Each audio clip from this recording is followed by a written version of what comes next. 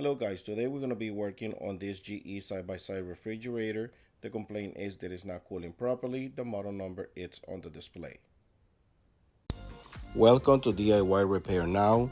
Read all the warnings, and during this video you will see one or more of these icons to help you do this repair safe. In this GE side-by-side refrigerator, when it's not cooling properly, the first thing you gotta check is make sure the fans are working. Make sure you feel air on the freezer side, and if that fan is working, we have to check the condenser fan motor. I put my hand right there on the grill, and I don't feel any air on my hand, so we're gonna go ahead and remove this cover panel to see what is going on with the fan motor. The reason why it's not cooling properly is because the fan motor is not cooling the condenser and also the compressor. And I'm feeling the compressor. Be careful with sharp edges. And you see the fan motor right there is not working at all. So we're gonna go ahead and disconnect the refrigerator to avoid electric shock. Take pictures when you start removing any wiring. That way you remember where and how they were connected. And now we're gonna find out what is going on. We're gonna go ahead and remove this strap that is holding the wiring. And now we're gonna go ahead and use a special tool that goes on the drill, and it has like almost a 45 angle to be able to reach in this space. Or you can use a torpedo, a small screwdriver with a 1/4 bend. Or you can also buy a small screwdriver. For some reason they call it torpedo because they're small. I don't know. But anyways, you can buy a small 1/4 screwdriver at Home Depot or Harbor Freight, or you can buy this angle tool to be able to reach in this small space. It has another screw in the other side of the fan motor, which is kind of tight spot, and basically you just have to feel with your hand the screw and the drill bit to remove it. So it is a little complicated to remove this fan motor, just because the fact that the screw in the back is not an easy access. Once you remove the one in the back and the one on top, the fan motor will come right out.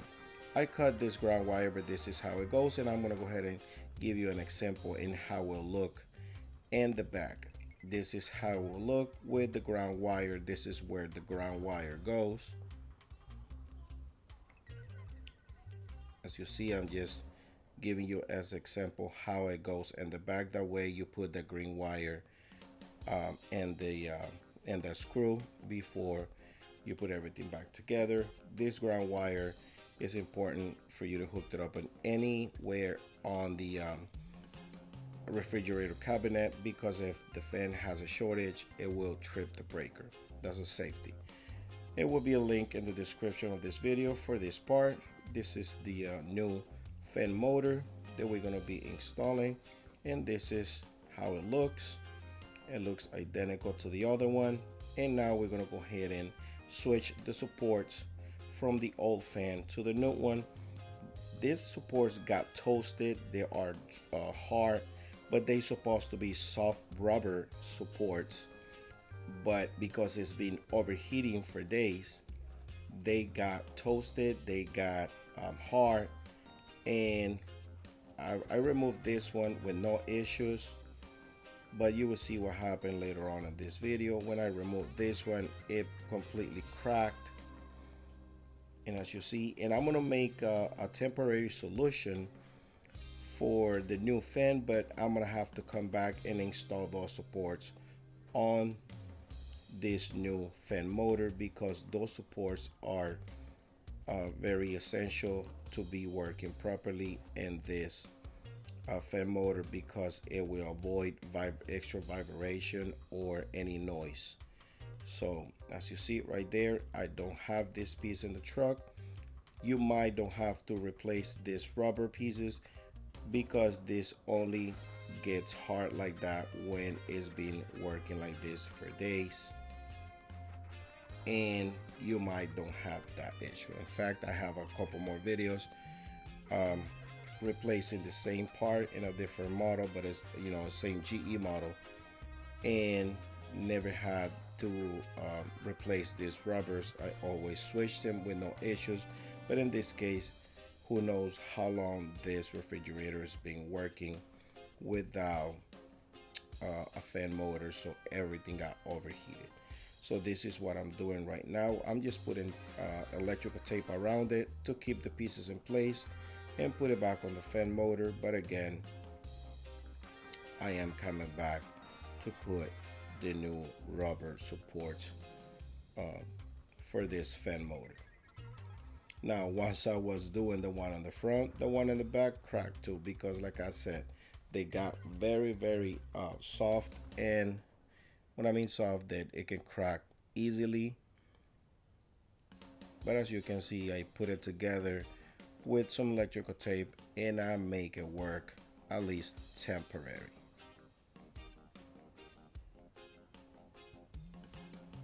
Once you do that, go ahead and put the back piece in place and try to start locating the ground wire where it goes, which is right there. You can also put it on the other side if it's best for you, but yes, for the purpose of this video, I'm gonna go ahead and do it the right way, just in case you guys want to do it the same way it was from manufacturing. But as long as that ground wire is touching the metal on the refrigerator, you should be good to go. Now we're gonna go ahead and start installing the top screw, which is a 1/4, like I mentioned before. And again, you can use small 1/4 screwdriver that fits in this spot. Remember that also has to fit in the bottom screw. In this case, I'm gonna go ahead and use the angle tool with the 1/4 bit with the drill. And just to let you know, when I was trying to remove the back screw, it was so tight that I had to use the power of the drill to remove it, because I couldn't do it with my hand, just because it's a tight spot and I cannot just put all my hand in there and try to turn it with my hand and put a torque on it with my hand. So just to let you know, this is the kind of thing that I run into it, and you might run into it at the same time. At this point, what I'm doing is filling the screw and filling the ground wire, and just look for the right spot on that screw. Now this can be challenging and it can take a little while, and just be patient. Try to put the refrigerator in a way that you can work better. If you have any other tools that you have around that make this job easy, you can try to do other things as well, but this is the way I do it, and this way works for me. It just time consuming, and it takes a little while for you to find that screw spot and do it the right way.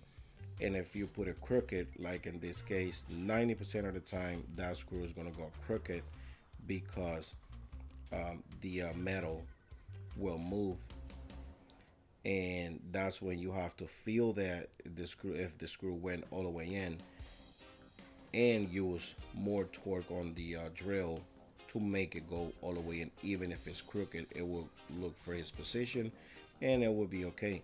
My recommendation is, after you install the back screw, go ahead and grab your phone camera and record in the back, just to make sure the screw is on the way. Or look for a piece of mirror, like any piece of mirror, like a small mirror, and try to look with a mirror, just make sure it's in the spot. I do this pretty much every week, every month, and sometimes every day, so I know how it goes, and I just go what I feel on my fingers. Go ahead and install the fan blade. As you see how I did it like 2 fingers. I did it with 2 fingers, and just look, if it's touching any metal, go ahead and try to adjust, make some adjustments, either the fan motor or the wiring, Remember that wiring have to go with the harness on top, as you see right there. So this is the position that the fan should be on. Now we're gonna go ahead and plug the fan on like so, into a clips in place. If it doesn't clip, don't worry about it. You can just secure it with some black tape. Sometimes it does not want to secure the harness in place. And now we're going to go ahead and use a strap or zip tie, however you want to call it, yes, to secure that wire in place. Now I got this zip ties. You can get it at Home Depot, Lowe's, or Dollar Tree, the cheap kind. It's okay. And like I said, just adjust the fan in a way that the blade is not hitting any metal and it doesn't go out of whack and it will cause any issues. Once you got it in place, the fan should spin with no issues, and just cut the excess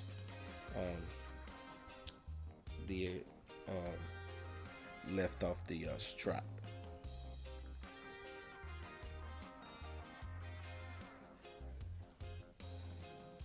Now I'm going to grab another zip tie just to make sure that it's not going to go anywhere, because you don't want to come back just for that. However, I do have to come back to install those fan rubber supports just to make sure it's going to work properly, but that's just me.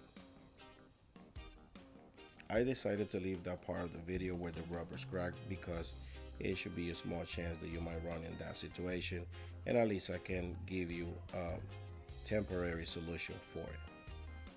Once you do that, go ahead and plug the refrigerator in and make sure the compressor and the fan motor comes on.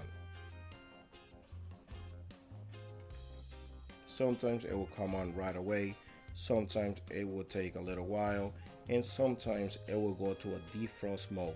So after you plugged in, if the compressor and the fan motor does not come on at the same time, or it does not come on at all, go ahead and wait between 20 to 30 minutes, because the main computer board might go on defrost mode. That's just something that it happens to me a couple times. In this case, the computer didn't went into a defrost mode and everything came on. Make my life easier on this repair. At this point, we're pretty much done. We're just installing the bottom panel back in place, picking everything up, cleaning everything up, and putting the old fan on the box. Remember, you can get this part in a link in the description of this video, and I might put the rubber parts as well. If this video helped you in any way, please give us a thumbs up, subscribe to our channel, and I see you on the next video. Adjust the temperature, and that's it.